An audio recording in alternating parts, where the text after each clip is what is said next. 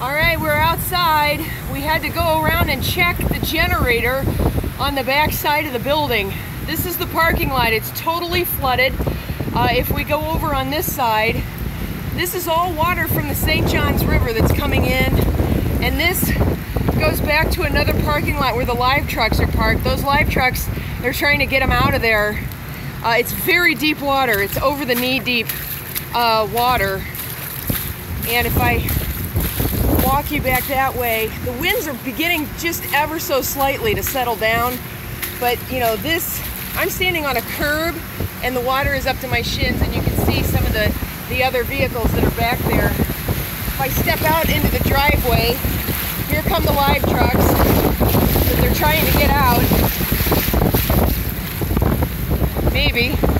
I don't know if they can even get them started. The live trucks are back there. And the water in the middle of that parking lot is over the knees. But as you can see, this is a retention pond. And the retention pond has a pipe that goes directly to the St. Johns River. That is obviously not going to work. We're in a flash flood emergency currently in downtown Jacksonville. It's a good gust.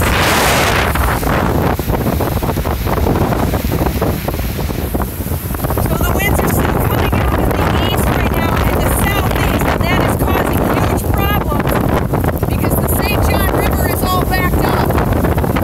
And the south wind is pushing the water toward the city, and there's nowhere for the water to go but into buildings and up into downtown Jacksonville.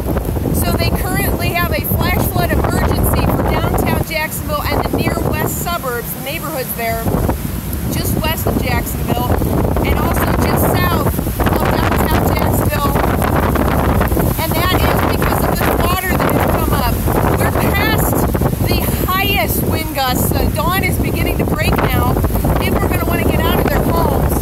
But as I said, we're past the highest wind gusts associated with the storm in that rain band that came through. Now it is purely a wind-driven water event. The storm surged kept water inside the river, and now the wind is switched to the south, and that's pushing all the water back up into downtown Jacksonville. So as we take a look here, it looks like a tsunami is coming through, but indeed that is the river, the St. Johns River coming into downtown. We're going to get back over here onto the sidewalk to the shallow side. You can hear the roar of the wind. The highest sustained winds that we had of this entire event came through about a half hour ago. Easily sustained at 40 to 50, gusts 60 plus. And this is causing widespread flooding, obviously. And we definitely have a few problems. There's some employee cars that were here that were not taken over to a garage next door. They have a parking garage next door. Some wind gusts, can you hear it?